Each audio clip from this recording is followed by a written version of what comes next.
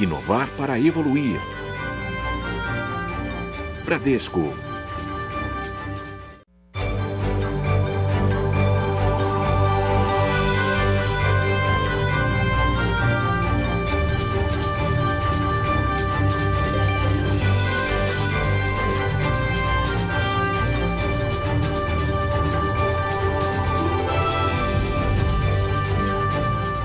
Olá, boa noite. Sejam muito bem-vindos ao Roda Viva. Estamos no ar para todo o Brasil pela TV Cultura e emissoras afiliadas.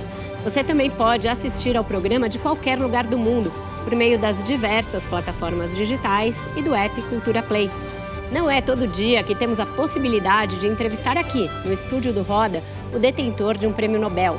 O nosso convidado de hoje recebeu a Laurea em 2001, quando foi um dos responsáveis por desenvolver a teoria dos mercados com informações assimétricas.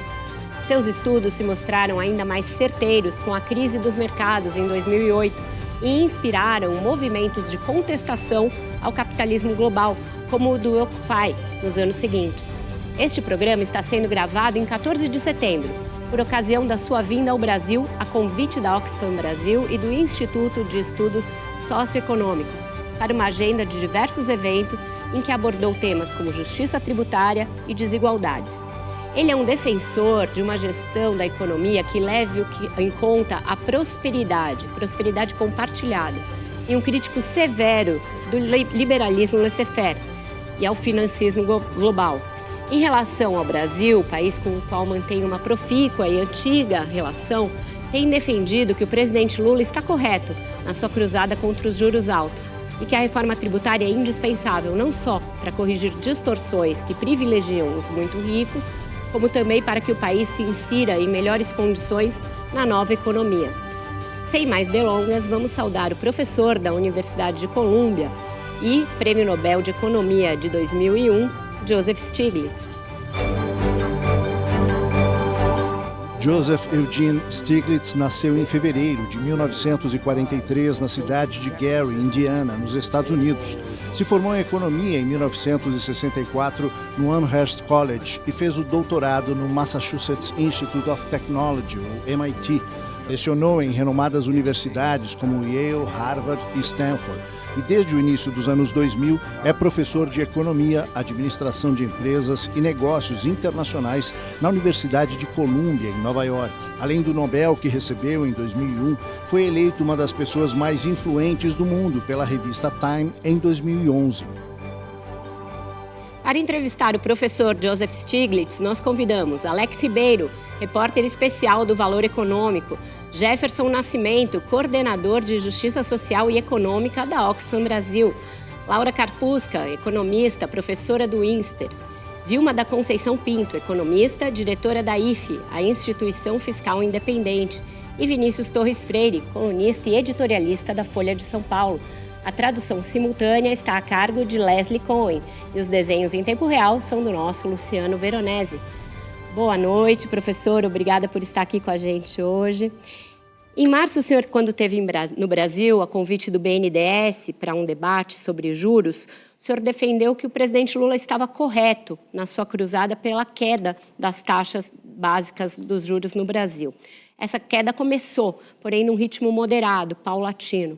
O senhor acha que haveria espaço para o Brasil intensificar essa redução da taxa de juros em busca de um maior crescimento, em busca de taxas aí mais robustas de crescimento do PIB? Very much so. Your interest rates are still significantly higher than the rest of the world, the real interest rate adjusted for inflation. And that discourages investment. And investment is particularly important at this moment for two reasons. One, Brazil has to make the ecological transformation to the green economy, and that is going to require lots of investment. But you can't do that investment when your interest rate is very high. And secondly, there's a risk of a significant global slowdown. Most forecasters are expecting a global slowdown, partly caused by the increase in the interest rate in the Federal Reserve that's spread around the world.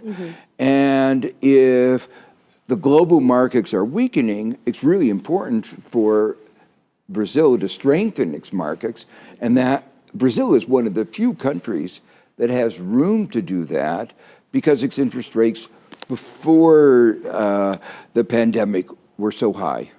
Perfeito. Laura, por favor. Eu vou fazer uma pergunta que não é de conjuntura econômica. Eu queria pedir para você, Joseph, definir o modelo econômico em vigor no mundo hoje. Como é que você definiria um capitalismo oligopolístico? E mais, na verdade, interessada em saber a definição, eu queria saber qual que você acha que é a relação desse modelo econômico com o status das nossas democracias no mundo hoje.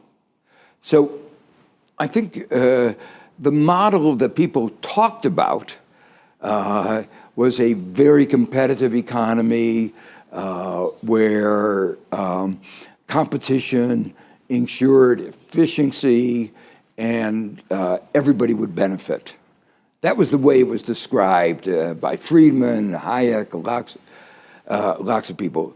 But when you see the market economy of 2023, what you see is something very different. What you see, what some people describe as a rent-seeking economy, which means you look for whatever profits you can get. It's not competitive. Warren Buffett, one of the wealthiest successful American investors, emphasized how important it was for success to build walls, to become a monopolist.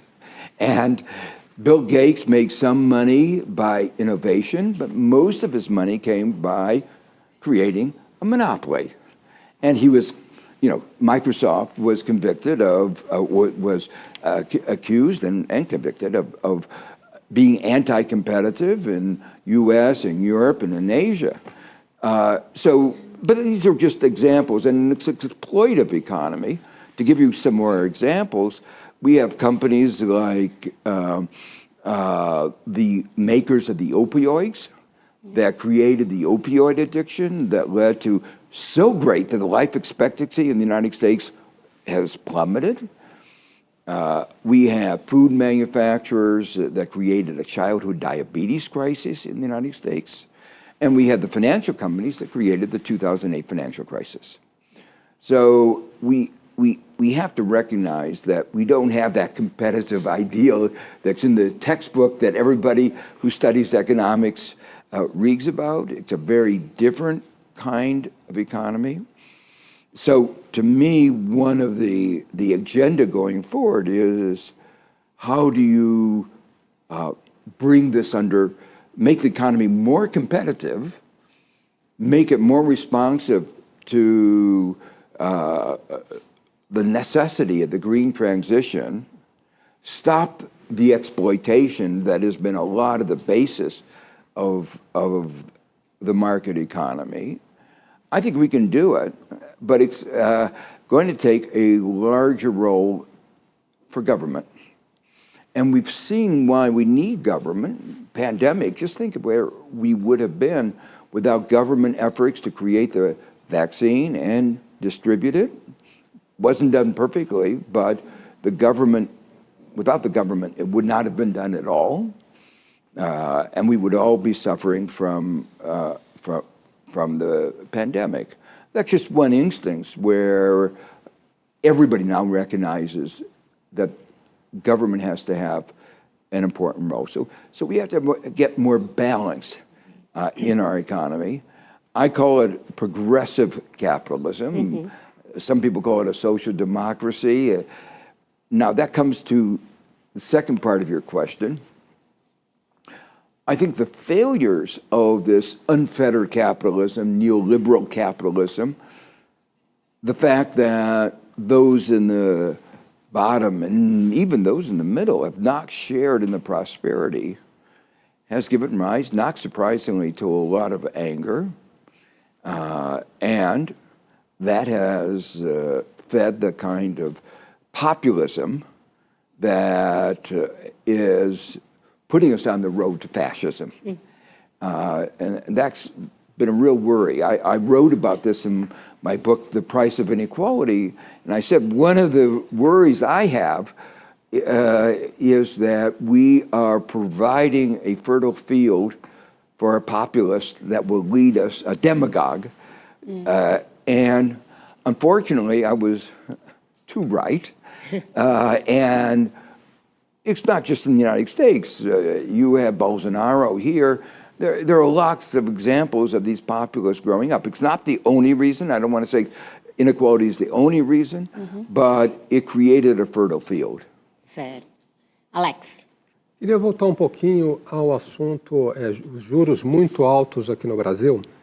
Quando a gente conversa com o Banco Central, ele diz, as autoridades dizem, olha, a gente também tem o desejo de baixar a taxa de juros, que é muito alta, mas o Brasil tem um histórico complicado com inflação muito alta. Nos anos 80, a gente teve uma década perdida com a inflação muito alta, tivemos uma recessão há 10 anos para poder combater essa inflação muito alta, e o argumento deles, olha, a inflação aí está alta, a gente tem uma meta de 3%, temos que manter esse juro alto para baixar essa inflação. Se baixar um juro sem cuidado, a gente não vai descuidar da inflação e voltar ao velho problema? The current inflation is different from normal inflation. And you've had inflation. I understand Brazil's concern about inflation, perfectly normal. But this inflation, the post-pandemic inflation, is different from the inflation that Brazil and the world has had in the past. This is mostly a supply-side inflation. The pandemic gave rise to very large shifts in demand that also contributed to the inflation, but it's not an excess of aggregate demand. The interest rate is a very blunt instrument, and it works on aggregate demand. And unfortunately, in this case, often high interest rates are counterproductive. They actually worsen the situation. Let me give you some example. So, and I'm going to talk about the United States because I know the data for the United States much better than I do the Brazilian data. But a major source of inflation in the United States is housing. If you looked at the aggregate statistics, you'd say we should have housing prices coming down. Why? Under Trump, we killed off more than 1 million Americans. When you have fewer people, demand for housing should go down. And if demand goes down, the prices should go down. What happened? The pandemic meant that people living in New York was less interesting. You couldn't leave your apartment. So people wanted to go to Southampton and to Hudson Valley, various places outside. You can't overnight increase the supply of housing. The price went up there. But in New York, the price came down, but very, very little. And the average, therefore, went up. But if you have a supply problem, like in the Hudson Valley, what do you want to do? You want to build more housing. What does raising interest rates do? Make it more difficult. So they exacerbate the problem. Let me give you another example of where the source of inflation. Chips, automobiles. In the beginning of the inflation, you could see in the data, about 1/3 of the inflation was due to automobiles. America, we knew how to produce cars. We still knew. We had our factories. What was the problem? The problem is that car companies forgot to order chips, and the chip manufacturers shifted their production elsewhere. Well, when the demand came back, the car companies put in orders. The chip companies said it's going to take us a long while. There were some other problems in the chip industry. But it was only a matter of time before the chip started coming. Was it high interest rates that led to more chip production? No. It was just time. And then car production came back, inventories built up, and car prices came down. You take the war in Ukraine, Russia's invasion of Ukraine, that got oil prices up, fertilizer prices, which affected Brazil, up. Does raising interest rates solve the problem of shortage of oil? No. So the basic fact is that today's inflation is not caused by an excess of aggregate demand. Certo. And so what I predicted was that as market responded to the problems, prices would come down, and they have come down. I mean, not prices, but inflation rates would come down. So in the United States, we've almost achieved the 3 to 4% inflation. And I think, Brazil is doing very well, not because, let me make it clear, not because of the high interest rates of the central bank. It's doing well in spite of the high interest rates of the central bank. And inflation is coming down not because of the high interest rates. It's coming down because markets are finally responding. There's one more element I want to raise, which is related to Laura's question. One of the things that happened in the post-pandemic period was there were these supply shortages, and a lot of firms had even more market power than they do normally. We saw the market power be going up for years. Then all of a sudden, it went way up. And they saw that if they raised the prices, nobody could come in and compete because the supply chains were broken.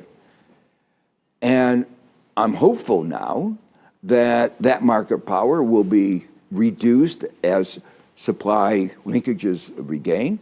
But it's very important to strengthen competition policy. And that goes back again to Laura's thing. If we got more competition, markups would go down. Professor, eu queria fazer uma pergunta focada um pouco no contexto da sua resposta dada tanto a Vera quanto a Laura, relacionado à questão da agenda climática.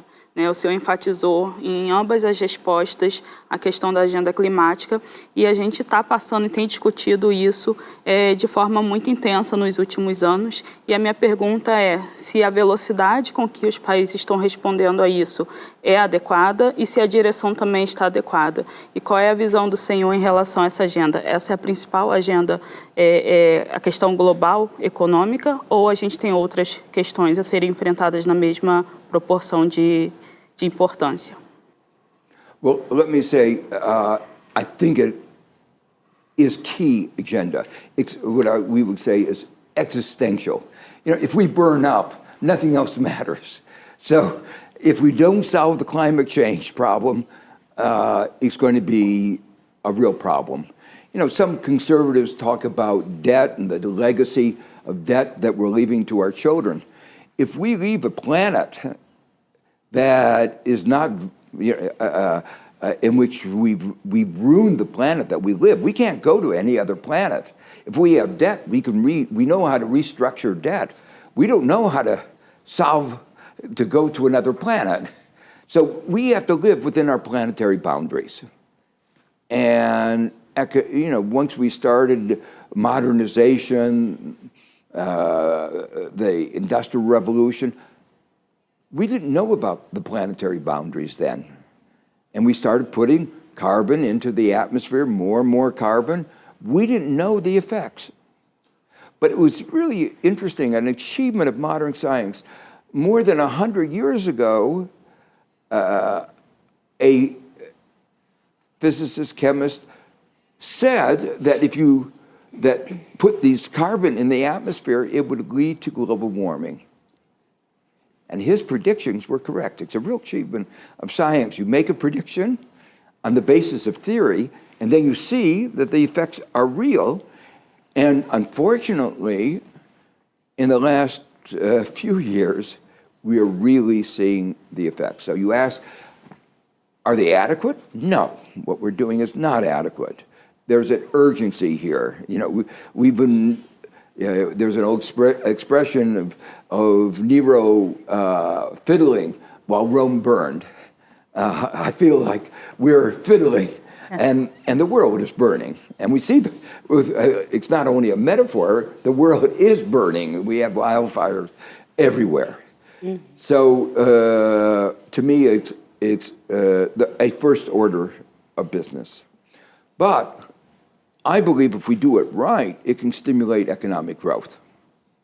I think what you did under Bolsonaro to the Amazon was not only bad for climate in the world, it was bad for climate in Brazil. And because evaporation from the Amazon affects rainfall in the rest of Brazil. So doing something about climate is good for Brazil, it's good for the globe, and one can design policies that respond to climate change that actually promote economic growth. In some ways, some of the things that you did early on here in Brazil, the development of biofuels, was on this agenda before it became more fashionable. But you sort of lost the momentum in the last few years. And now, what I'm very excited about is President Lula is regaining and pushing the momentum. And it's really exciting to have Brazil going along this. Now, you asked, are there other items that need to be on the agenda? Yes, I think there are. I mean, obviously, inequality. But I see all of these as complementary. A bad environment affects the poorest countries and affects the poorest people in each country. So if we don't do something about the environment, including climate change, it will worsen inequality. And in the same way, the pandemic both exposed and exacerbated our inequalities. So it's really important to, if you're concerned about the inequality agenda, to do something about the environmental agenda. But I think we have to do more than that. You know, again, I always keep coming back to the United States because naturally it's the country I know best. One of the reasons that so many people I referred to, you know, more than 1 million people died in the United States was that we had a very poor health system. Perfeito. You would think as a rich country we would have good health, but we have, among the advanced countries, the lowest level of life expectancy and the highest level of disparities in life expectancies. Now, one of the countries that we had more deaths than, say, Brazil, but per capita you did better. You had more deaths. And that was because you too don't have an adequate public health care. You paid insufficient attention to some really big inequalities in your country. You have more inequalities.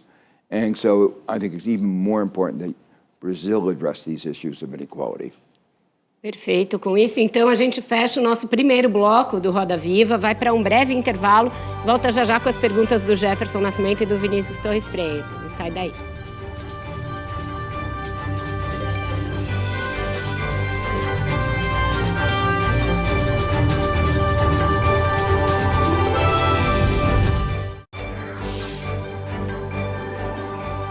Inovar para evoluir. Bradesco.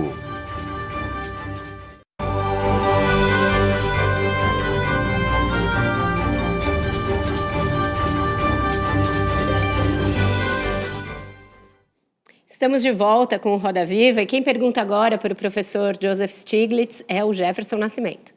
Professor, dando sequência à série de perguntas iniciada pela Vilma a respeito de grandes temas, eu gostaria de ir para a pauta das desigualdades. O senhor já mencionou um pouco alguns temas agora, especificamente sobre a temática da tributação. Onde a gente olha para o mundo hoje, a gente vê debates sobre reformas tributárias com esse viés progressivo, né, de aumento de tributação sobre os muito ricos. Aqui na América Latina, por exemplo, a gente teve recentemente a Colômbia aprovando uma reforma tributária, há debate similar, por exemplo, no Chile, né, no Congresso, e agora também no Brasil. Pegando uma frase que se atribui a Victor Hugo, né, nada é mais poderoso do que uma ideia que chega no tempo certo. esse é o caso da tributação das pessoas muito ricas? Very much so. One way of putting it is that Brazil and many of these other countries have a tax system that's not fair. That the rich pay a smaller percentage of their income than the poor. And so it's not saying tax the rich at a higher rate. It's just restoring fairness to have them taxed at least at the same rate. And President Lula's proposed reforms are only trying to close some of the terrible loopholes and exemptions that actually simultaneously distort the economy. So I believe for several reasons that these tax reforms are not only fairer, create a more just society, but are actually good for the economy, really good for the economy, both macroeconomically and microeconomically. Professor, ainda sobre tributação, especialmente aqui no Brasil, se difundiu o slogan tributem as grandes fortunas, o patrimônio, os ativos. Agora, existem problemas para se tributar, práticos, né? Problemas práticos para se tributar patrimônio, fortuna, ativos, que são empresas, imóveis, ativos financeiros. A minha pergunta é, não seria melhor fazer uma tributação mais eficaz sobre grandes rendas, em vez de tentar outra vez tributar ativos, patrimônio? A experiência na Europa e mesmo nos Estados Unidos, do pós-guerra, é que a tributação sobre grandes rendas funcionou melhor do que a tributação sobre grandes fortunas, grandes patrimônios. E um grande patrimônio é o resultado do fluxo de grandes rendas. Então, em termos práticos, para uma política pública de tributação melhor, o senhor é a favor de uma tributação de renda ou de patrimônio? I think you should do both. And quanto de cada? Well, that would depend on the circumstances of the country, and I can't give you a precise answer to that. But we know, for instance, Argentina has a low tax on wealth, not the income of wealth, but wealth, and it generates significant tax revenue.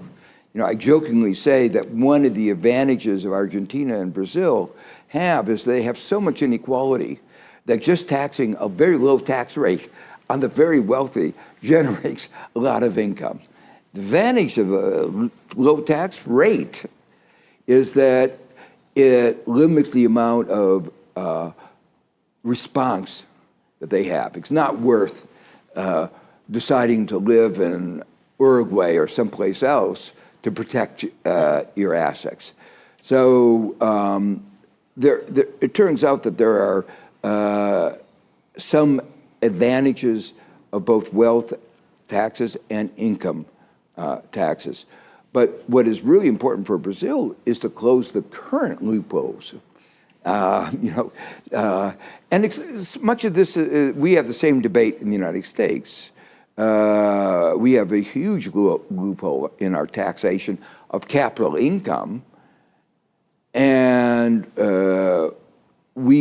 people like Elizabeth Warren have proposed a tax on wealth, only at the very, very top. So you're affecting, less than 1% of the population.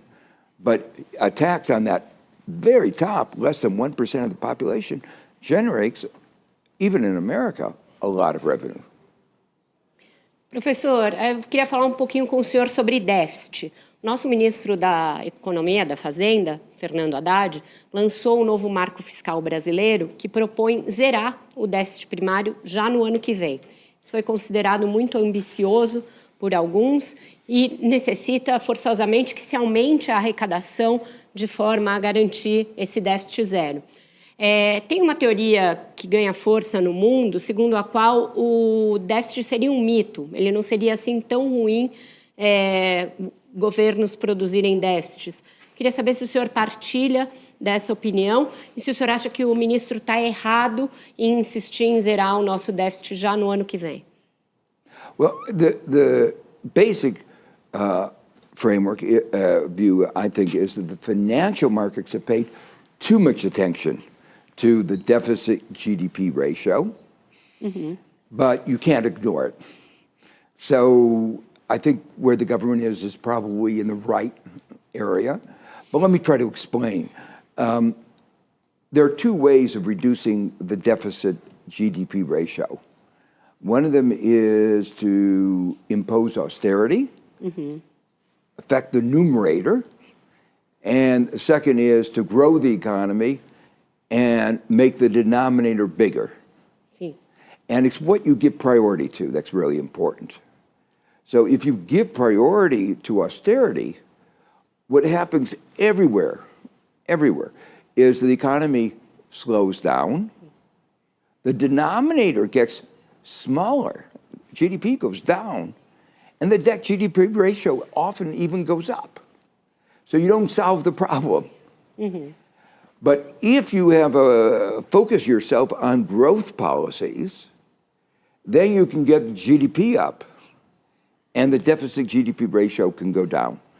So you have to be very careful if you are reducing the numerator not to cause the denominator to go down. And that's where the finance minister's policies really work, because they're focusing on taxing the people at the very top. And we know that those have the least adverse effect on growth. And if you take some of that revenue and you put it into growth policies, you can offset the negative effects that have come from the fiscal consolidation. So to me, the view that of the financial markets that the deficit is the only thing to focus on, that's wrong. Austerity never works. And the growth policies are really the ones that you ought to focus on. Professor, sobre déficit fiscal. No Brasil, nós temos um déficit primário faz quase 10 anos. A dívida pública, a relação dívida-PIB, está crescendo sem parar. O aumento do gasto público e do déficit não resultou em aumento de investimentos, ao contrário.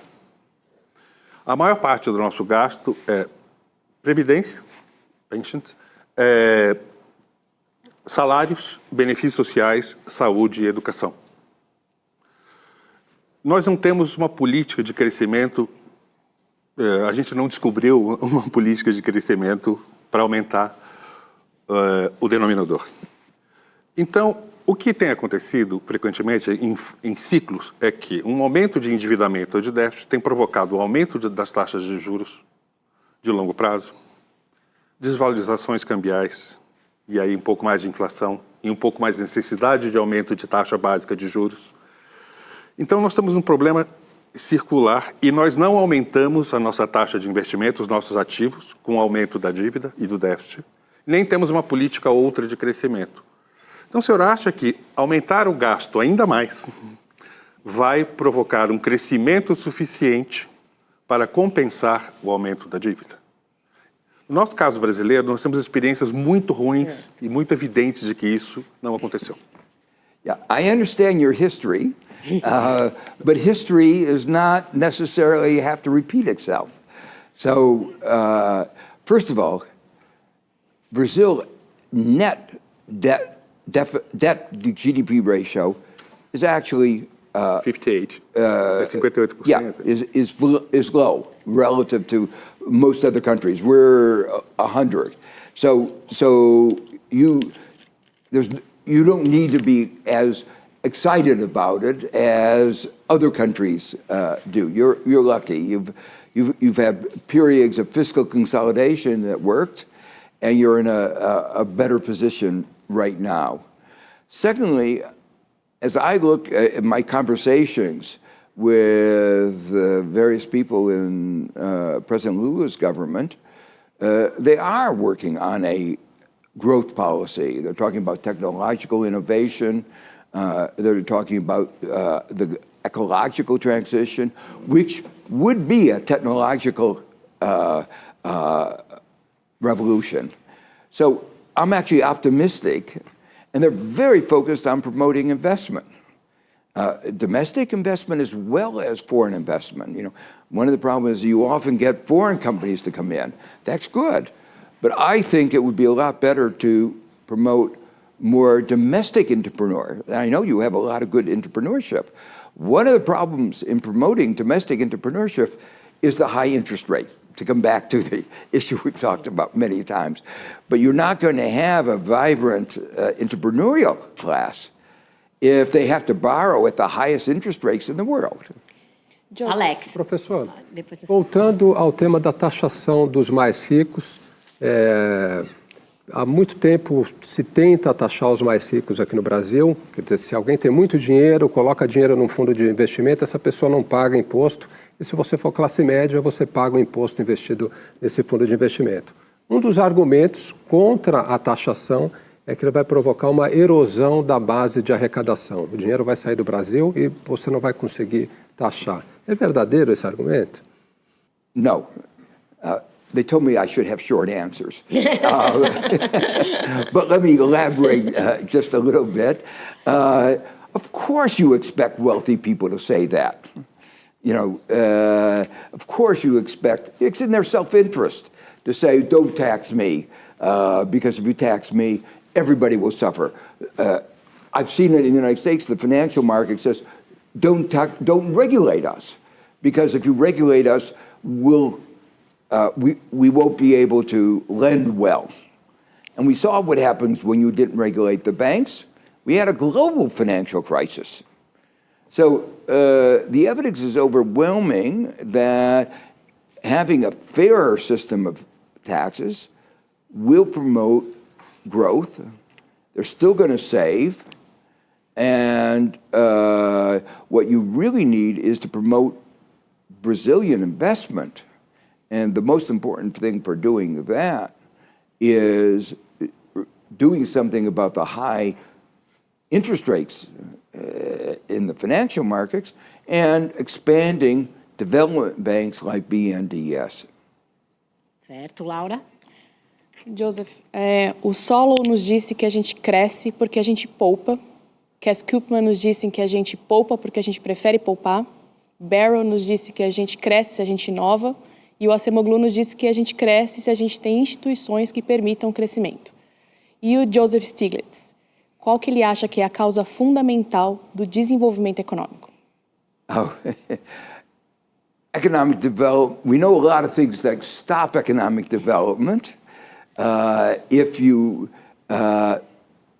don't save, it's very hard to grow.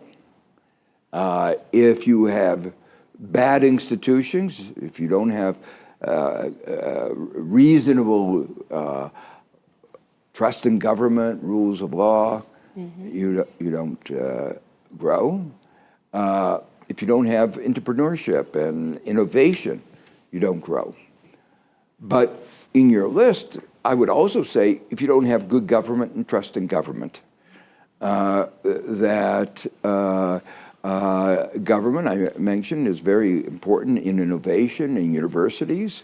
Why is America one of the strongest economies? Why is Silicon Valley where Silicon Valley is? Silicon Valley is where Silicon Valley is because of Stanford and Berkeley. Why are Stanford and Berkeley so strong? Because they've received a lot of grants on research from the federal government. And none of these institutions are for-profit institutions. They're either foundations or state, like University of California at Berkeley. So you need to have a balance of institutions. To me, achieving that kind of balance is difficult.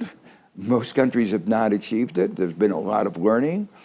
For emerging markets, the best example is what happened in East Asia. We call it I wrote a book called, the East Asia Miracle, when I worked with the World Bank on this. The question was, why what led to success. And an important part of it was this mixture that I described. We also talked about the importance of promoting equality. More equal societies grow better. Now that's wisdom of the IMF and the OECD. And an important thing that's finally coming back in the policy discourse is industrial policy.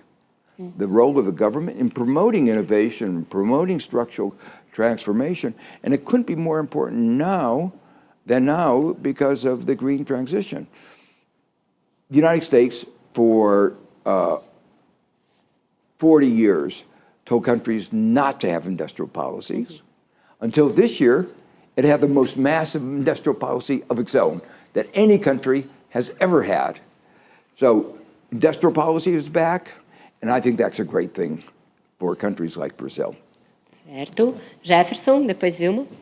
Ficando nos grandes temas, falando sobre desigualdade e democracia. No seu livro Povo, Poder e Lucro, o senhor menciona essa ideia de que as democracias e a democracia e a economia, ela tem sido uma democracia e uma economia nos Estados Unidos e no mundo do 1% para 1% e pelo 1%. Né? Essa concentração dominando todo o debate econômico e a democracia e o risco que isso ocasiona, que a gente tem visto ao redor do mundo, de opções autoritárias nesse contexto permeado também pela austeridade, com a população não conseguindo ter acesso a direitos, acesso a políticas públicas e se voltando contra, de alguma maneira, o estabelecimento político e indo para opções autoritárias. Os Estados Unidos passou por isso, o Brasil passou por esse movimento também. Então, eu gostaria de perguntar para o senhor, o Brasil sendo desses países que passou por essa experiência, qual é o papel do Brasil nesse contexto? Né? A gente tem algumas, no caso da América Latina, por exemplo, o caso do El Salvador, de um caso de uma opção autoritária muito popular. Qual é o papel do Brasil nesse contexto, desse debate sobre democracia e desigualdades? Well, I think I worry that you might say fascism, populism is like a contagious disease. And we saw how President Trump normalized bad behavior. Bolsonaro did the same thing within Latin America. And this normalization, breaking norms, going against truth, attacking basic institutions like the media, is disastrous for our society. And so Brazil, as the most important country in the Southern Hemisphere, important in size, in the role in every dimension, has a very important role to play as an example. Now that you've recuperated your democracy with a vibrant, civil society, academia, press, hopefully, you and Indonesia have a really important role to play in showing that among emerging markets, developing countries, democracy can work. Certo, Vilma? Eu gostaria de introduzir um outro assunto na nossa discussão, relacionado aos desafios da revolução tecnológica e da automação. Como que o senhor enxerga esses temas no contexto de desigualdade e no contexto de desafios globais? Também, se puder associar isso um pouco à questão das discussões referentes a sistemas tributários, seria interessante. Okay, so first, I'm very worried that as bad as inequality is today, it could get worse. That the innovations that are occurring are likely to exacerbate our inequalities. Some people say, don't worry, look, we had innovations at the end of the 19th, beginning of the 20th century. The buggy whip we no longer needed, but we had car repairs. But the new innovations are focused on doing routine jobs, and AI can even do learning. So the new innovations are going to be particularly harsh on workers. So it's going to reduce the demand, and either there will be unemployment or wages will go down unless government intervenes in one way or another. And there are a number of ways that government can intervene. For instance, I think more R&D should be directed at saving the planet than creating more unemployment by reducing the demand for unskilled labor.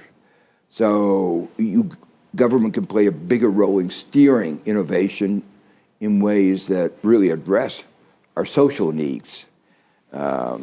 Silicon Valley disproportionately is nothing more than research to make a better advertising system. Professor, o senhor acabou de falar que existe a possibilidade de que os governos façam políticas públicas que aproveitem a inovação e, ao mesmo tempo, evitem que as pessoas fiquem desempregadas. O professor Daron Acemoglu diz a mesma coisa, tem escrito sobre isso. Não tem sido muito prático e específico, mas ele diz que teoricamente é possível, ele tem escrito muito isso.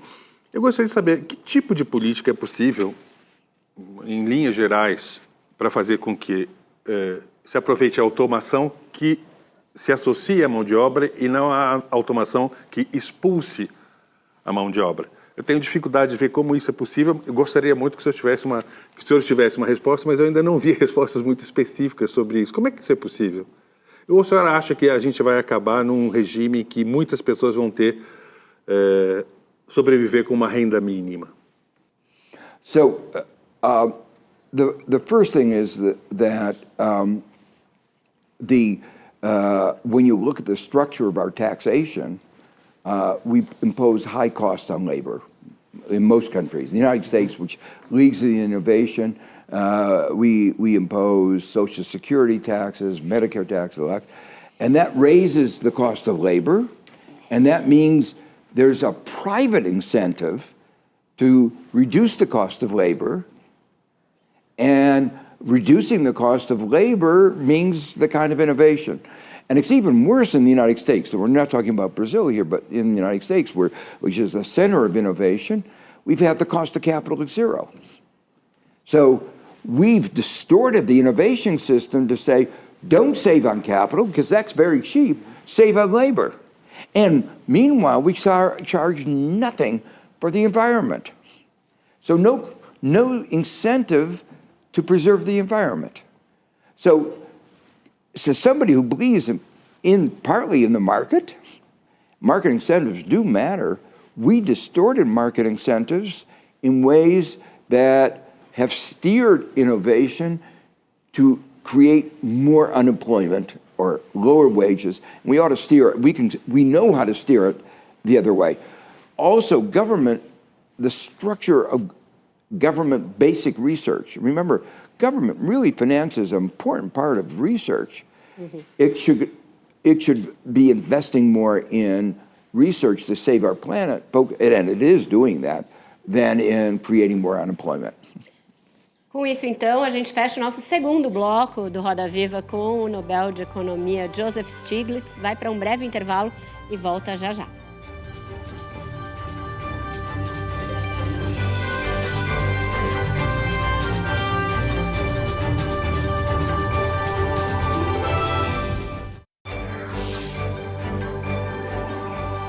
Inovar para evoluir. Bradesco.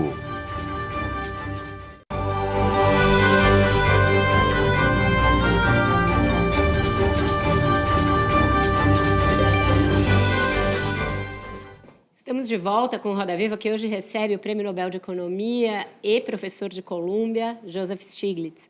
Professor, o senhor já falou um pouco de reindustrialização, de nova política industrial. Mas em países como o Brasil, que por muitos anos abdicaram desse tipo de política e simplesmente ingressaram na globalização, que traz tudo de fora e quebra aí, qualquer cadeia local de produção.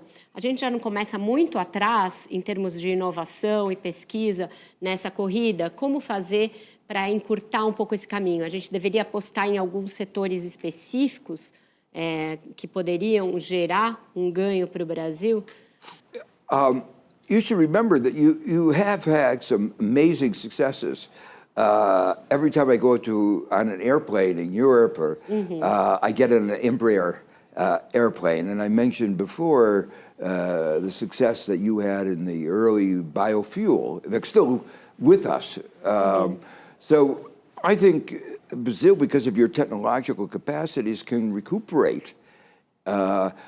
It's not just a matter of catching up. I would put it leapfrogging and taking advantage of some of your natural comparative advantages in the Amazon, your biodiversity, the agriculture. But the issue is, how do you move up the value chain? You have these resources. How do you make sure that these resources accrue more to the benefit of Brazil? One of the fundamental problems historically is that the advanced countries wanted countries like Brazil and those in Africa to stay at the primary stage of production. Just export iron ore, don't export products. And I think we're at a stage now where emerging markets like Brazil should take a more active policy and insist on having more of the development process, the value added, occur within the country. Indonesia has done that with its nickel. It said no export of nickel. You have to do some value added, and we'll judge how much you need to do if you want to get access to our nickel. Perfeito. Laura? Joseph, eu queria falar de informação. A gente está vivendo uma revolução informacional com as redes sociais, né? A forma como a gente consome e gera informação mudou muito. E eu queria saber se você tem alguma preocupação com isso, né? Alguns economistas se preocupam desde as redes sociais e a forma como elas impactam o nosso consumo de informação, poder impactar a eficiência de mercado, a própria democracia. E se você acha que os economistas eles estão ajudando ou piorando o debate relacionado a isso?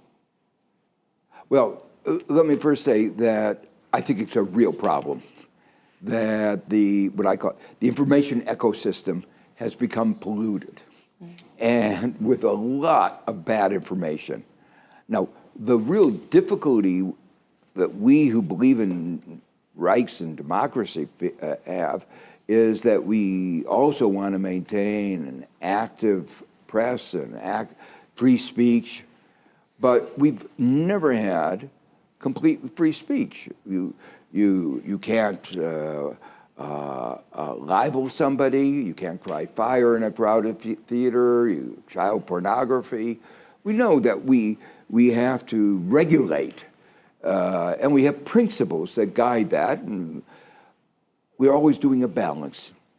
Social welfare and the harms versus the dangers, and we try to create institutions to make sure there are not abuses on either side, both on the regulation and on the unfettered speech. So we're in a new world here, though, that the social media have exacerbated problems of virality, the spread of bad stories rapidly. I can't tell you how many conspiracy theories go around the United States, everywhere. They affect our elections deliberately. So I think we have to work hard to create a new framework. Europe is trying. They have something called the Digital Service Act. Brazil has done a lot of work in this area. The United States, not surprisingly, lags behind because we have financial interests that don't want that regulation. You know, a few years ago, they said self-regulation. And I said, well, self-regulation reminds me of what happened with banking. And 5 years on, everybody agrees self-regulation is not working. Do we want the control of the major bulletin board of the world in the hands of Elon Musk? And the general consensus is no. So I think we have to think more creatively about how to restore a good information ecosystem. The government will play a role. And I think when you said, what role do economists play? I would say some economists misunderstand principles of market economics and say, leave it to the market. Market works good in some areas, but in the area of information, it works particularly bad. That was the subject of my Nobel Prize. Professor, Alex, depois Vilma. o senhor defendeu aqui a política industrial, o papel dos bancos públicos para prover crédito para segmentos da sociedade, para poder fazer esses investimentos. Isso foi uma coisa que o Brasil tentou. Há 10 anos, o BNDES expandiu muito a sua atividade e a taxa de investimento no Brasil não reagiu, ficou parada, cresceu muito pouco. Muita gente diz que a alocação de capital pelos bancos públicos é ineficiente, escolheu os setores errados, os campeões nacionais, e que essa estratégia não deu certo. Por que a gente teria que voltar a uma coisa que já não funcionou no passado? Well, actually, I think the BNDES did succeed. Now, let me say, no human institution is perfect. Human fallibility is unfortunately, I say everybody else that I know, everybody besides me I know is fallible. So why should we expect, given the fallibility of individuals, why should we expect human institutions to be other than fallible? But they make some good investment. They supported, and I think the Embraer, I referred to that, one of your big industries. And out of that grew a lot of smaller firms that are doing special parts, and it had some multiplier effects. I think by studying the successes around the world, and there have been a lot of successes, one can lead to higher economic growth. Moreover, what we discovered in the post-pandemic world, and it's related to some of our earlier discussion, is that markets were insufficiently resilient. And so it's not only a matter of growth that we need government, BNDES and other kinds, but we also need it to promote resilience. Do you want to be totally dependent on Taiwan for your chips? Tinha prometido para a Vilma. Vilma, por favor. Professor, eu gostaria de trazer um pouco para o contexto mais de conjuntural e como que o senhor está avaliando a questão da economia global diante de pressões e tensões comerciais que a gente tem observado entre os Estados Unidos, a China, e como que isso pode, de certa forma, impactar o Brasil? That is a major issue for the global economy. The Democrats and the Republicans in the United States are at war over everything except one issue, and that's China. And China's the bad guy. So this is going to be a constant of U.S. policy, and that's going to have spillover effects on the rest of the world. In many areas, Brazil is very dependent on China. Some commodities, 80% of the exports go to China. I think every country in the world needs at this point to frame the issue as one of de-risking, of recognizing that we don't know where things are going. China has said that, many people in China say, we are going to retake Taiwan one way or the other in the next 5 years. I don't know whether it's going to occur, but if it does, it is a risk. And that's related to my previous answer. Do you want to be so dependent on Taiwan chips and on other trade with China? But this is really, going back to industrial policy, this is really an opportunity to have more value added created here in Brazil. Professor, em 2021, o senhor, junto com outros economistas e lideranças, assinou uma carta solicitando a suspensão da propriedade intelectual de vacinas dirigida ao governo Biden, dentro daquele contexto ainda inicial da vacinação da Covid. Inclusive, o senhor depois escreveu um artigo também avaliando um pouco o processo aqui no Brasil de licenciamento compulsório aprovado por lei, que ainda não foi regulamentado. 1 ano e meio depois desse período e vendo todos os efeitos da desigualdade no acesso à vacina de Covid no planeta, qual a avaliação que o senhor faz desse processo, né, e a avaliação que faz desse mecanismo de proteção via patentes de vacinas? The system that we have of intellectual property worked disastrously in the pandemic. Now, we have in the system a provision for compulsory licenses in the context of an epidemic or a pandemic.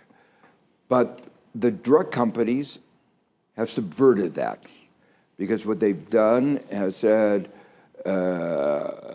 made it a legal nightmare. And to get that compulsory license will take a long time. In a pandemic, in COVID-19, we couldn't wait. It was spreading like wildfire everywhere. So South Africa and India said, we have to suspend intellectual property rights. You give fair compensation, royalties to those who have them. So it's not, you get compensated, but not a monopoly. And anybody who could produce the vaccine or the therapeutic anywhere in the world could do it, because there's a supply shortage. India had a lot of capacity. Brazil almost surely would have a capacity to produce these kinds of vaccines. But the drug companies said, no, we put our profits over the lives of people. And so I, with a lot of Nobel Prize winners and a lot of leaders, wrote a letter to President Biden and said, this is unconscionable. You have to do something. And we persuaded him to support this waiver of intellectual property rights. But unfortunately, the drug companies were more powerful in Germany and Switzerland, UK, and they blocked it. And they showing how the system, our international system wasn't working. And intellectual property is supposed to promote innovation, but most of that was paid for by government. And most of the work was done by government and universities. Mm-hmm. And what happened was that the drug companies just took their profits. There was what we call vaccine apartheid, where every American could get as many vaccines as he wanted, and most of the rest of the world had no access to vaccines. Perfeito. Com isso, então, a gente fecha o nosso terceiro bloco do Roda Viva, vai para mais uma rápida interrupção e volta já já com mais Joseph Stiglitz.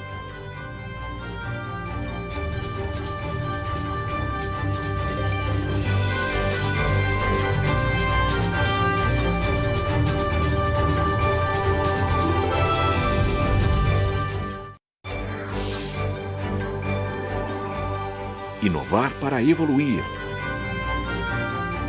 Bradesco.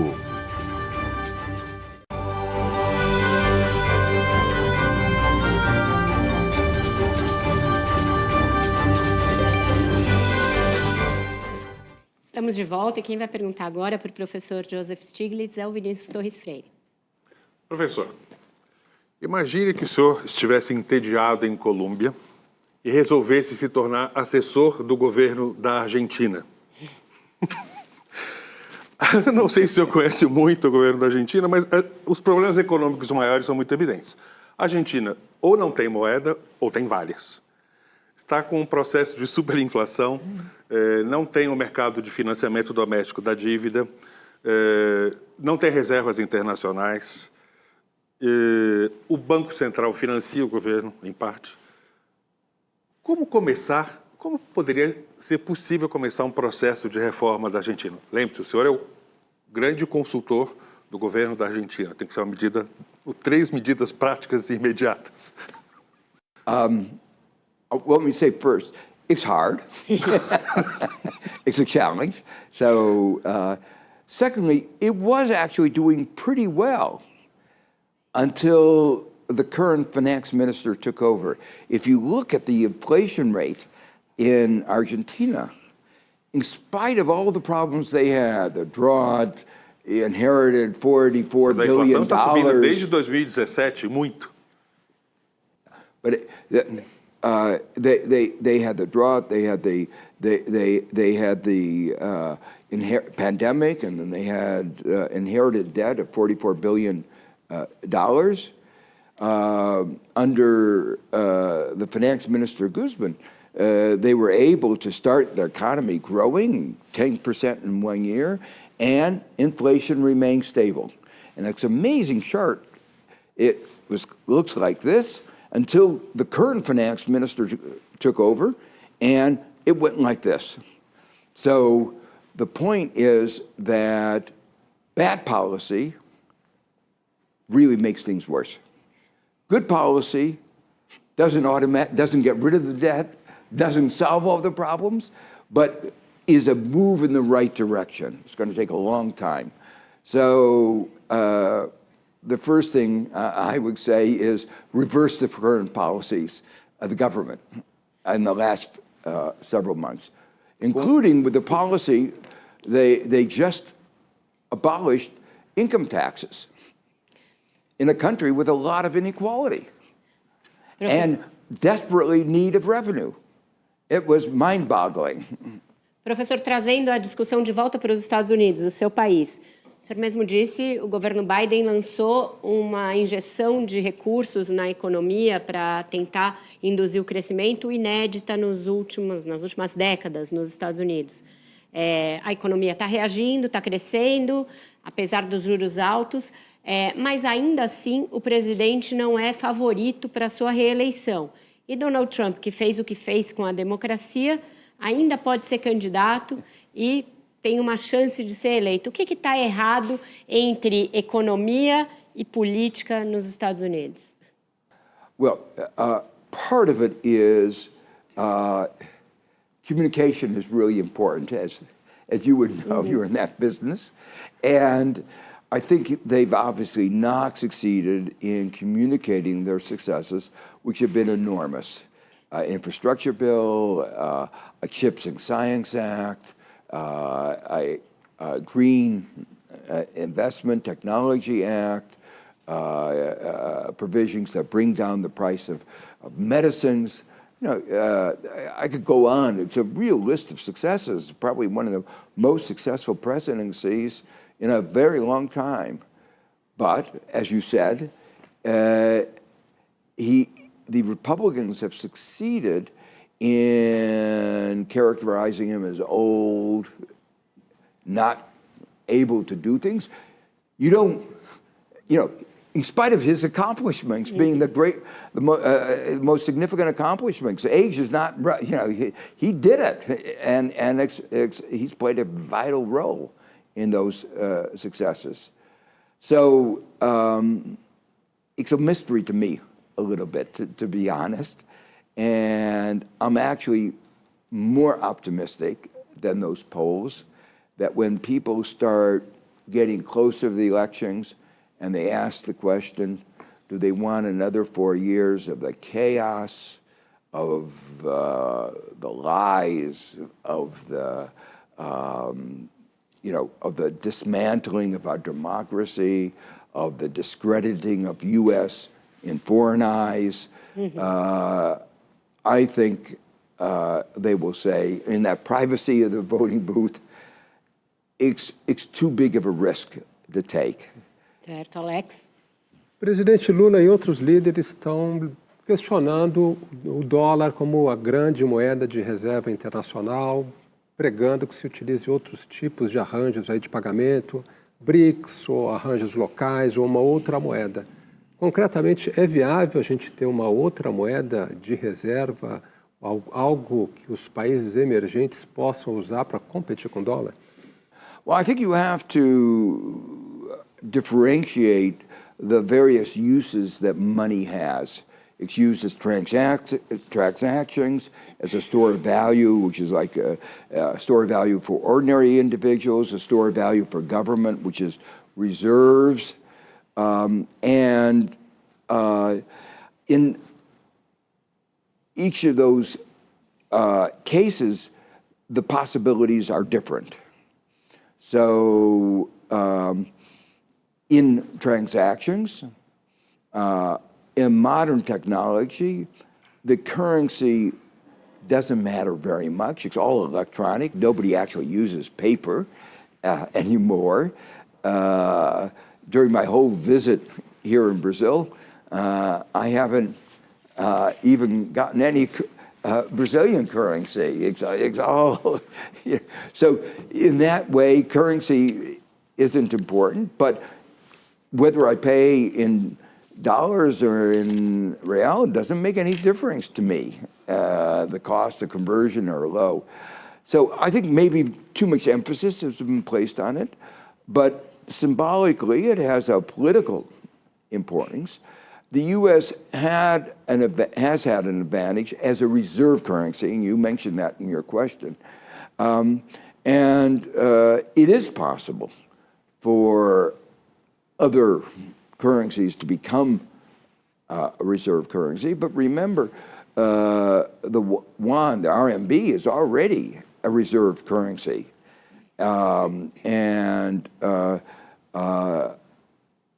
While it's true that the BRICS in total is a larger economy than the advanced countries, the question is really the stability and the confidence. And the euro hasn't replaced the dollar, even though it's important. The yen hasn't replaced it. So I think it may play a role, but it won't be at the center other than symbolism. Laura. Joseph, você se mostrou preocupado com o grau de monopolização da economia. Por que você acha que isso aconteceu? Por que existe um aumento da monopolização na economia? E você destacou muito o papel do governo como inovador, como coordenador na pandemia, mas será que os governos também não colaboraram de alguma forma para o aumento da monopolização nas últimas décadas? Well, I think there were a number of reasons for the increase in monopoly power. Some of it was that let me begin by saying, without government action, there's a natural tendency of companies to collude. If you create a monopoly, you can raise prices. If you have two firms, why should they compete? It's much better to get together and collude and raise prices. And when I was in the White House, I saw that all the time. Everybody's basic motto was competition is good for everybody else, but not us. And they would tell me why they should not be subjected to competition pressure. So that's a natural state. Government has to come in and make sure that that doesn't happen. And unfortunately, government has not been doing the role that it should, is forceful. And the private sector has been very innovative in creating new ways of colluding, some of them very complicated. And the new technologies have provided new mechanisms for them to do this. So there's not been the development in the government sector corresponding to the increase in creativity and collusion that's been the private sector. So the answer is clearly much more forceful government action. Actually, in terms of knowing what to do, I think we actually know what to do right now. Unfortunately, the politics makes it very difficult, because when I say politics, the politics and the judicial history in the United States, antitrust is largely determined in the courts. The courts follow precedents. The precedents were set in an era of neoliberalism, which said markets are naturally competitive. Now it's very hard to overturn those. We're working at it, and some of them are happening, but it's very, very slow. And getting new legislation is very, very difficult. Jefferson. No debate a respeito de transição justa e da agenda climática, tentando trazer um pouco o debate sobre também desigualdades, o Brasil hoje bate recordes de produção de petróleo, né? A produção de petróleo desde 1980 até agora quase que se multiplicou por 15, e há um debate presente no Brasil hoje a respeito da exploração de petróleo na foz do Rio Amazonas, com críticas da sociedade civil e populações daquela região a respeito do tema. Como conciliar esse debate a respeito também da geração de renda, né, da exploração desse tipo de atividade, e essa agenda ambiental e climática no qual o Brasil se coloca como uma liderança? Como conciliar esses dois elementos? So first, I think almost surely it's bad economics. The reason why I say that is very simple. Developing an oil field takes a long time, and then you usually have a full payoff is 20, 30, 40 years. Now remember, we're in 2023, and Europe and the United States say that they will be carbon neutral by 2050, and the rest of the world says 2060. I think it will be before that, because the climate change that we're seeing is so devastating that there will be a stronger political movement to go faster. That's 27 years. You won't have the ability to fully reap the value of that, or to put it another way, these will become what we call stranded assets. You make big investments, but you won't be able to get the returns. So I think it's foolish economics. When I balance that with my concern about the environment, remember, destroying the Amazon actually hurts not only the world, but actually hurts Brazil because of what it does to the rainfall in the other parts of the country. And hurting one part of the Amazon hurts other parts of the Amazon. We know that. So we know these complex interactions. So, doing something, even one part of the Amazon, is bad for Brazil. Uhum. Com isso, então, a gente fecha o nosso quarto bloco, vai para o último intervalo. Voltamos já já com o encerramento do Roda Viva com Joseph Stiglitz.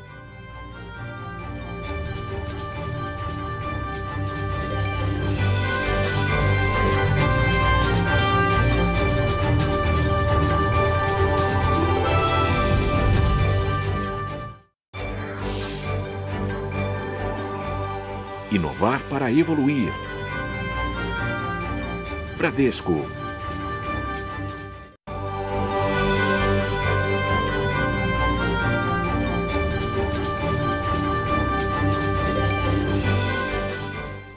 Estamos de volta com o Roda Viva, que hoje é internacional, recebendo o Prêmio Nobel de Economia Joseph Stiglitz.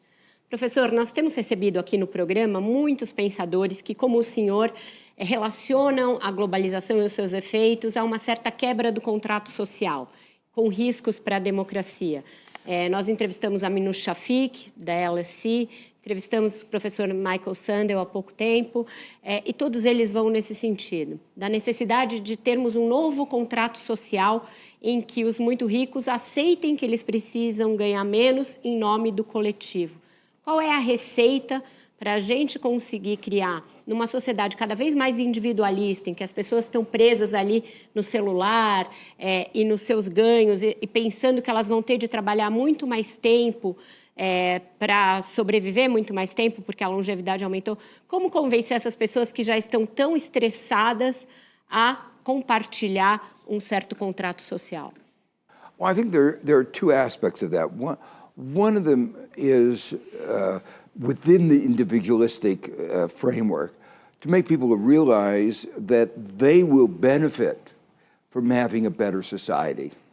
I mentioned before that there's a consensus now among economists that a more equal society performs better economically. Mm-hmm. And who benefits from greater growth more than those at the top? We may not have trickle-down economics, but we have trickle-up economics so that it would be in their interest to do so, and their interest in another way.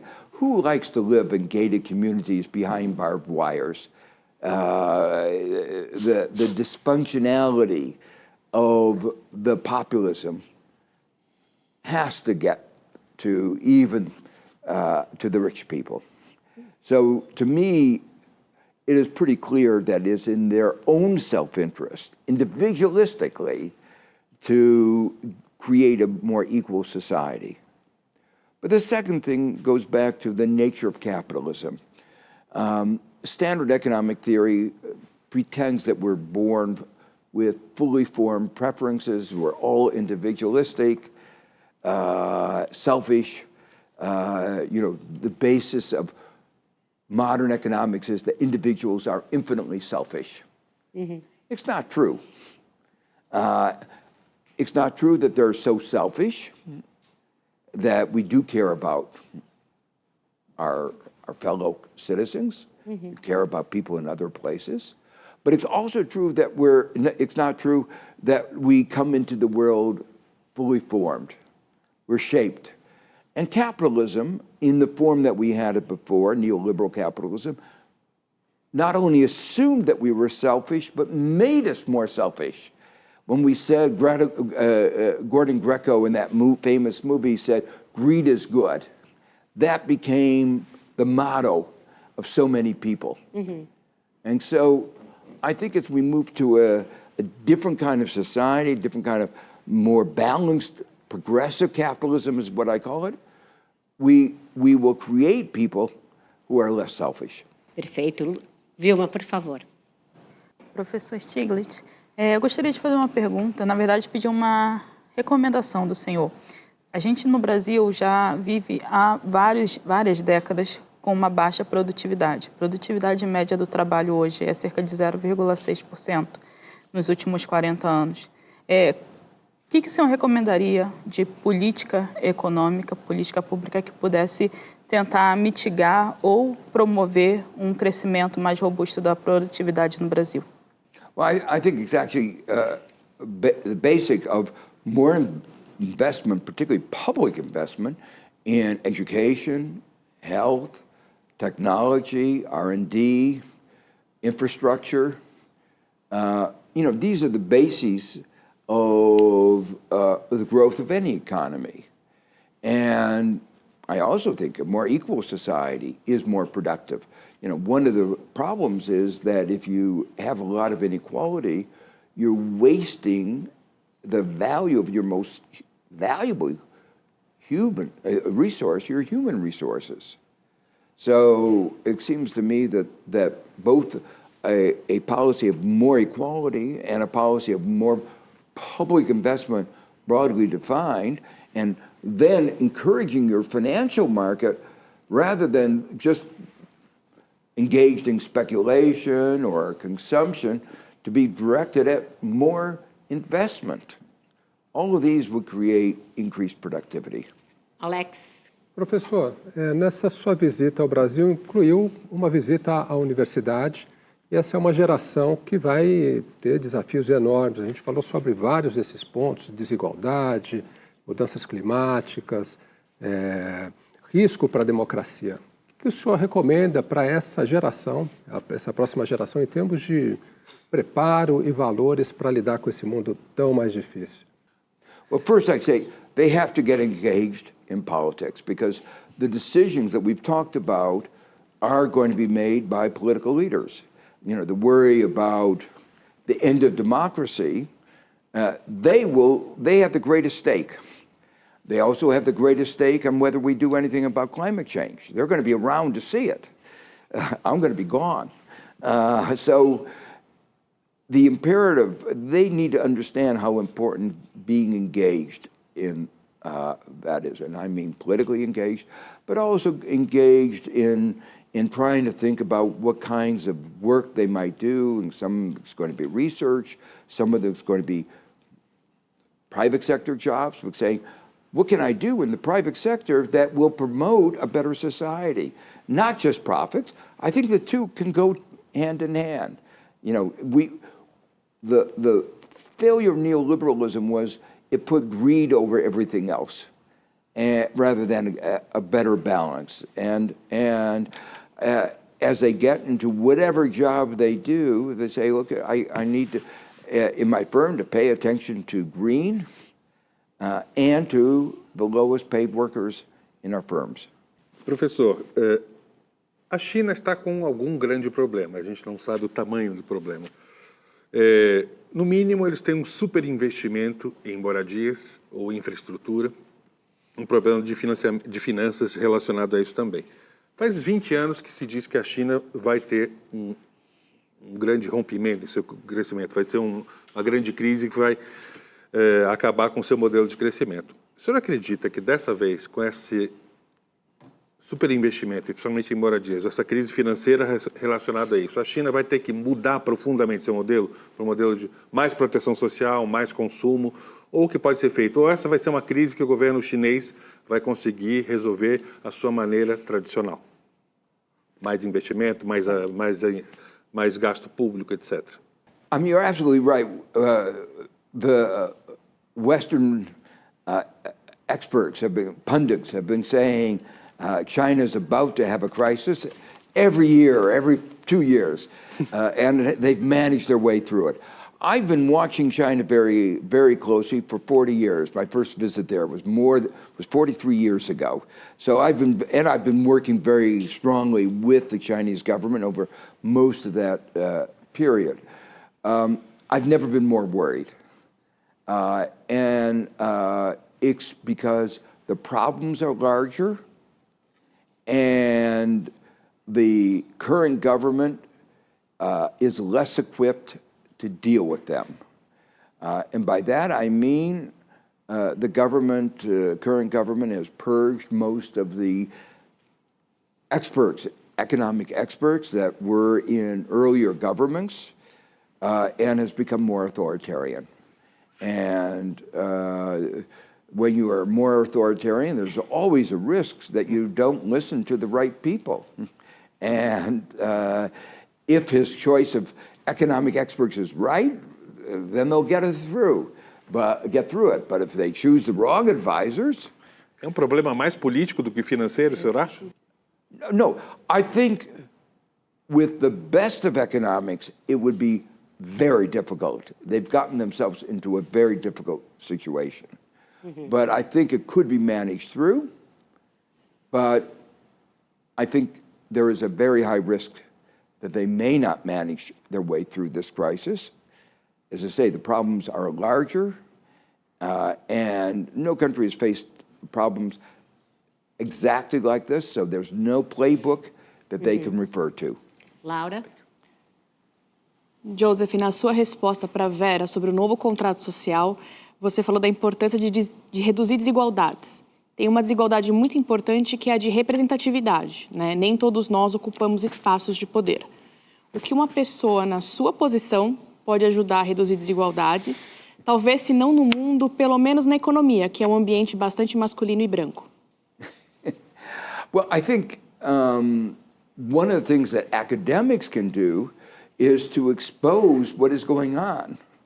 You know, a number of years ago, when Reagan was the president of the United States, was when we first began, you could see the inequality statistics go up. Before that, there was a theory that as you developed more, inequality went down. Mm-hmm. It was called Kuznick's, and he got a Nobel Prize for it, but then it started to go up and go up rapidly. So what was Reagan's solution? Let's not have any data, so nobody knows what's happening on. That obviously was not a solution. Academics like us can try to bring out the data, the underrepresentation of, in the United States, African Americans, women, and given the values of our society, that motivates people to do something. Secondly, we have an important role to explain how our system works. And as I've been trying to do, there was a theory about how the system worked, about a competitive economy, and how it worked, and everybody benefited, and Pareto optimality, all those kinds of things. But none of them are true of our economy. And it's up to us to show that. And that we have to write the rules of the economy to make it work better. And it's up to us to try to explain what kind of rules will make the economy serve everybody in our society. I think many of the questions we've had today have been, is it possible? I think it's yes. I mean, not perfection, but to work better. It's not been doing well. That's very clear. And so, as academics, I think we have a particular role in exposing and sort of structuring an alternative, showing that there is an alternative. I also think, I have a peculiar position. I'm also an activist. And activism is not for many academics. I think that's fine. What I just described is an important role in our society.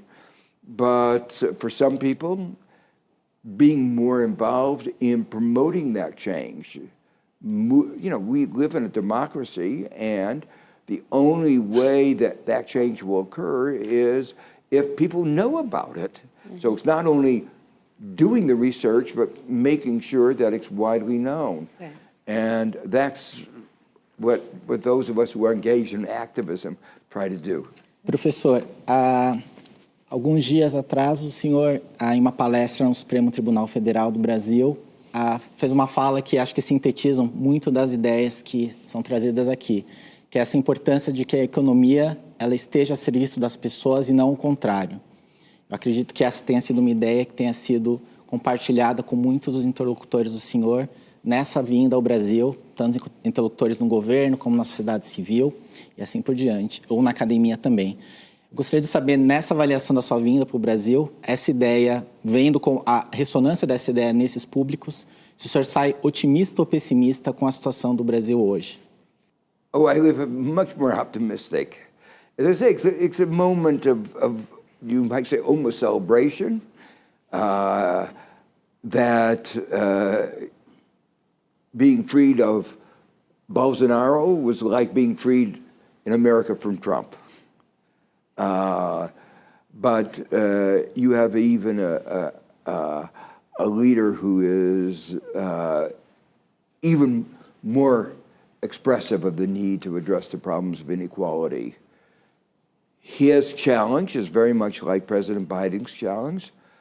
Congress that is divided, even though in the U.S., officially the Democrats control the Senate. Critical Democrats who claim to be Democrats are much more centrist. So he's had an enormously difficult political role. President Lula says it's not only what you say, it's what you can do that's important. And he's been able to do a lot, and I'm very hopeful at this point he'll be able to do even more. É isso, nosso tempo chegou ao fim. Eu agradeço imensamente ao professor Joseph Stiglitz por ter incluído o Roda Viva na sua agenda brasileira. Obrigada também a essa bancada que conduziu a entrevista comigo, Alex Ribeiro, Jefferson Nascimento, Laura Carpusca, Vilma Pinto, Vinícius Torres Freire, Leslie Cohen e Luciano Veronese. Obrigada a você pela sua audiência semana a semana. Os consensos econômicos têm sido sacudidos pelas consequências da globalização para a democracia, no mundo do trabalho e também na correlação de poder no mundo.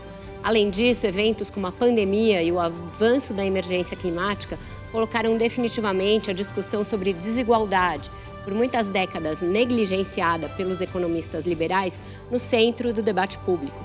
Hoje nós tivemos o privilégio de ouvir detidamente um dos precursores em apontar que quando o crescimento e prosperidade são para 1% em detrimento de 99%, isso não é sustentável e vai explodir em algum momento. Um daqueles programas que já nascem históricos e vão enriquecer o acervo único do Roda Viva.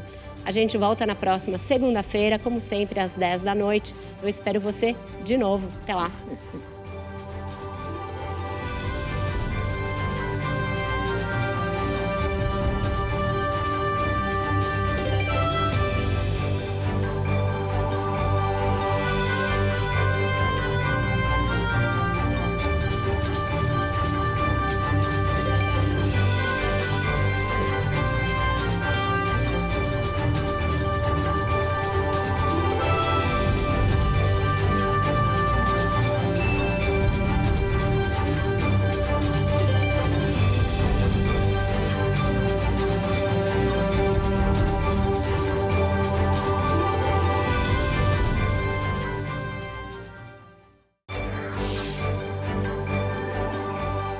Inovar para evoluir. Bradesco.